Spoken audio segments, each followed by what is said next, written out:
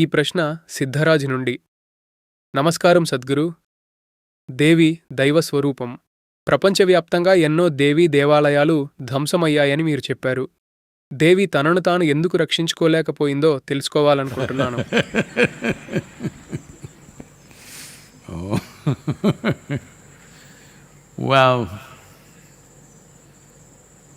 అవును, అది వాస్తవమే.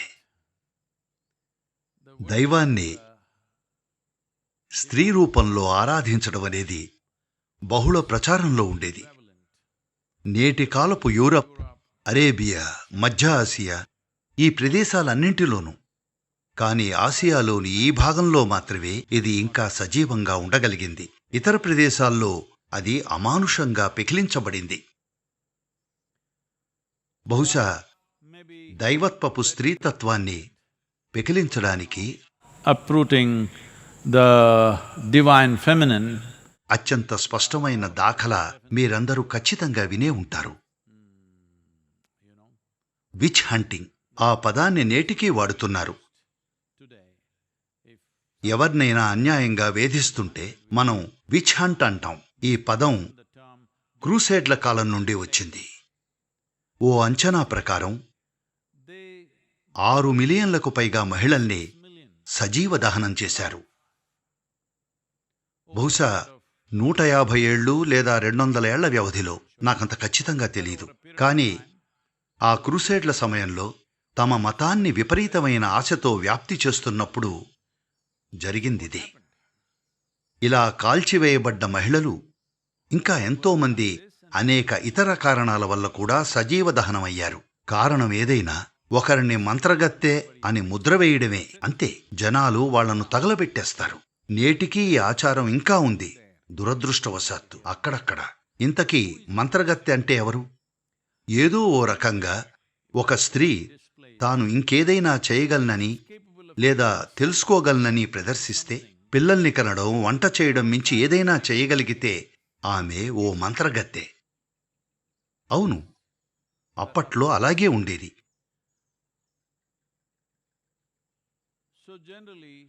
కాబట్టి సాధారణంగా దేవీ గుళ్ళు ఎప్పుడూ ఇతర పనులు చేసే సామర్థ్యం ఉన్న మహిళలను తయారు చేశాయి. ఇప్పుడు మనం బైరాగిన్లు, దేవీ సాధకుల కొత్త సంస్కృతికి రూపకల్పన చేస్తున్నాం.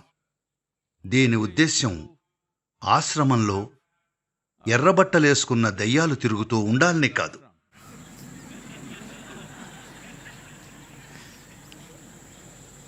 దీని ఉద్దేశం నెమ్మదిగా దైవత్వం నడయాడాలి.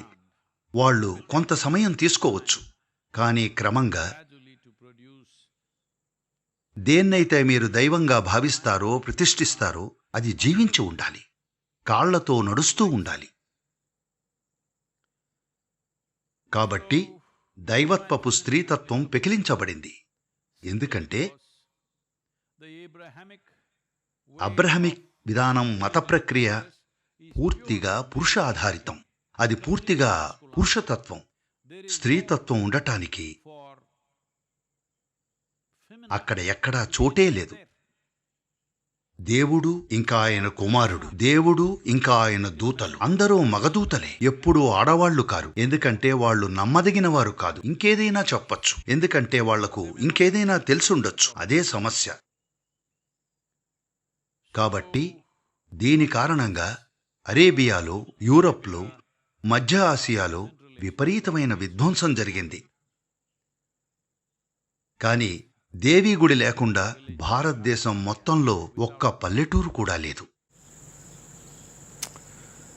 and when I went to నేను సోమనాథ్ గుడికి వెళ్ళినప్పుడు అది 17 సార్లు ధ్వంసం చేయబడింది.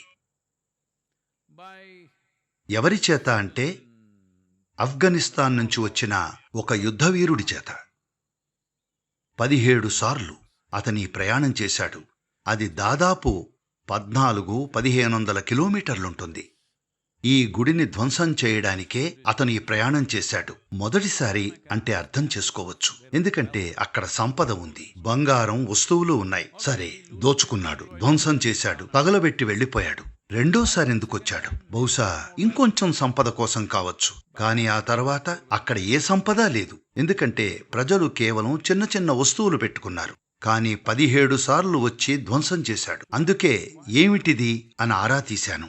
విషయం ఏమిటంటే, those 3 goddesses that they talk about in Arabia, ఇస్లాం పూర్వ యుగంలో అరేబియాలో వాళ్లకుండే ఆ 3 దేవతల్లో ఒకరిని, ఆ దేవతామూర్తుల్లో ఒకరిని ఎవరో భక్తుడు అక్కడి నుండి తీసుకొచ్చి సోమ్నాథ్ గుడిలో ప్రతిష్ఠించాడు.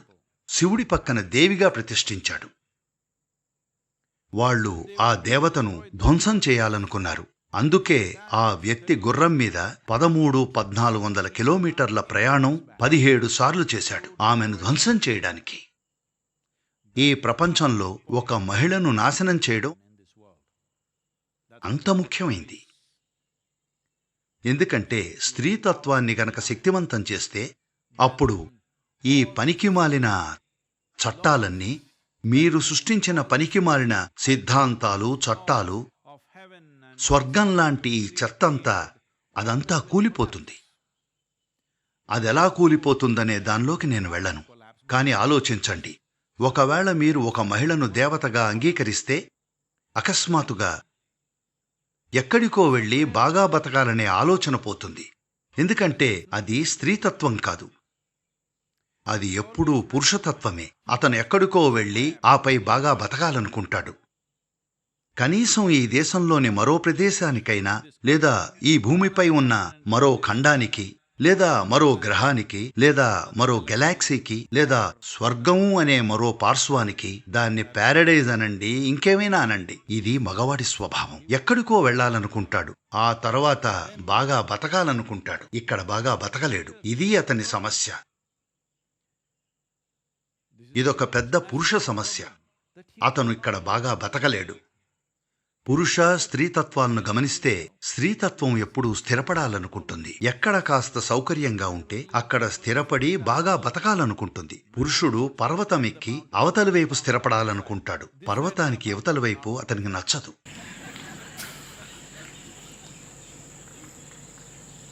కాబట్టి ఒకవేళ మీరు మగ ఇంకా ఆడదేవుళ్లను సృష్టిస్తే వాళ్ళు శివపార్వతుల్లా కలిసుంటే మీరు ఎక్కడికే వెళ్లాలనుకోరు. శివుడు కూడా పార్వతి వల్ల కాశీలో స్థిరపడ్డాడు. ఆయనొక సంచారి. కాని పెళ్లైన తరువాత శీతాకాలం నెలల్లో ఆయన గమనించాడు, ఆమె హిమాలయాల్లో అంత ఎత్తులో ఉండటానికి చాలా ఇబ్బంది పడుతుంది. ఆమె కోసం కిందనున్న కాశీకొచ్చాడు. కాని తర్వాత ఆయనకు కూడా అది బాగా నచ్చేసింది.